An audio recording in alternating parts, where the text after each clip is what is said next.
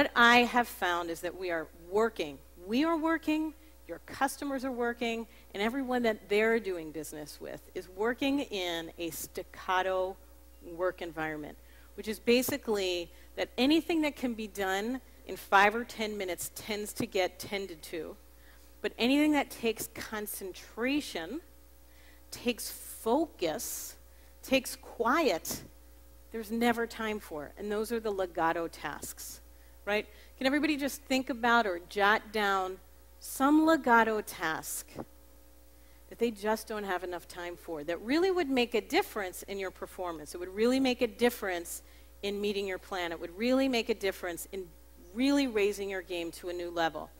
The truth is, for all of us are much more expendable on the staccato tasks than the legato tasks, right? It's in the legato tasks where your unique perspective, where your knowledge, where your scientific knowledge and your problem-solving skills really differentiate you within your company and to your customers. So you need to spend time on those legato tasks. You have to, no matter how much pressure there is, no matter how fast-moving it is. And in this world of like email and crises and interruptions and beepers and BlackBerries, you know, you're constantly interrupted. And there seems to never be time for the legato tasks. You have to counterbalance that force, pull away, shut that out, and focus on your legato tasks, because it is how you are going to make yourself invaluable to your company and invaluable to your customers. I would say that 99% of the people who work, the very first thing they do every day is check their email. Let me see what issues there are, let me see, and again, it's a little warm-up, and then I'm going to get to my most important task. Never happens, right? Because what happens when you check that email? What is email? It's nothing but a bunch of interruptions and aggravations, and why is this person still asking me for this, and I thought that was resolved, and oh my God, we have another meeting, right? So you start your day off like aggravated. And you're also pulled into the quick stuff. How are you going to pull yourself away from that and now concentrate on that higher level strategic planning? You'll never do it. Never do it. I believe that email, as powerful as a tool it is the most dangerous communication device in contemporary workplace. I think it kills productivity. Kills it.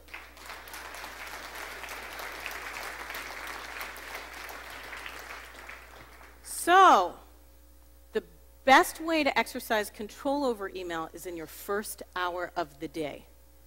Because in reality, you've got another 6 or 7 or 8 hours to deal with any crises that may be sitting in that box. You've got all day to catch up. Pull away for the first hour of the day. It is the safest hour to do it. And instead, what I want you to do is use that first hour for your most critical, most strategic legato task. The one thing that you don't have enough time for that would completely transform your performance, that you know would make a difference, that would raise your game. The thing you don't have enough time for, that's what you do in the first hour of the day. There are many tools out in the market to help with planning your time, such as day timers and Palm Pilots and computer programs. Can you tell us what, if any, of those you recommend? Sure.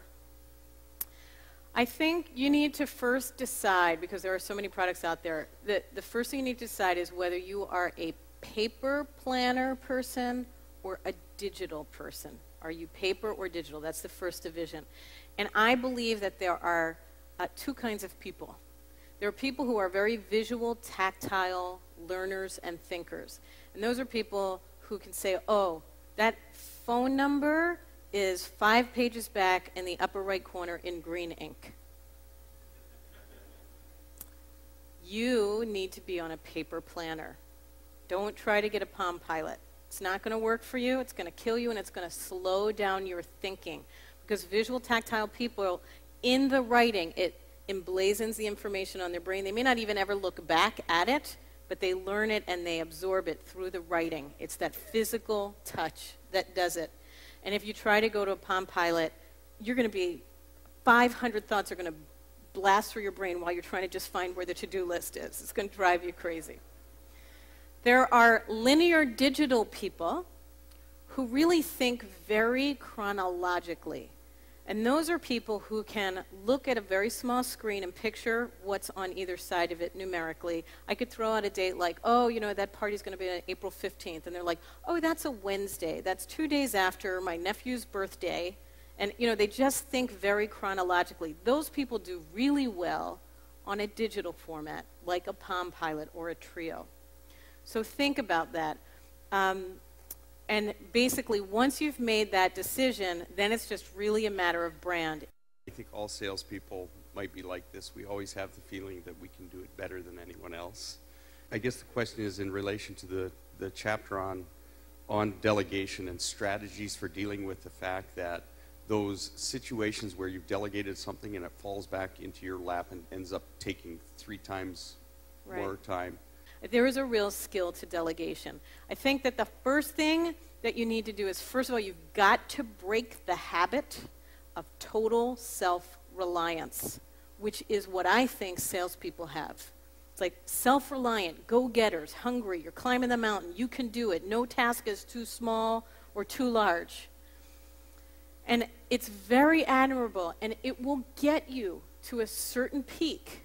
But what I was saying is that in this work world, you can no longer afford to be totally self-reliant. You have to find a way to break up the work, to free your time for the highest level tasks, for the things that you really are the only person equipped to do. Not just do best, but it is your expertise. You're the relationship closer. You're the person who needs the face time. So figure out what those things are that make your unique contribution, and you have to preserve your time for that.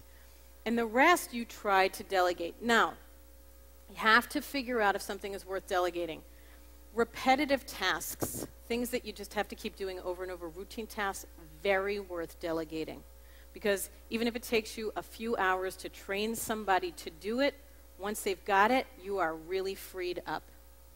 One-time tasks that are going to take you 15 minutes, not worth delegating, because it might take you 10 minutes to explain it, right? You might as well do. But a one-time task that's a project that's going to require hours of work, that is worth delegating.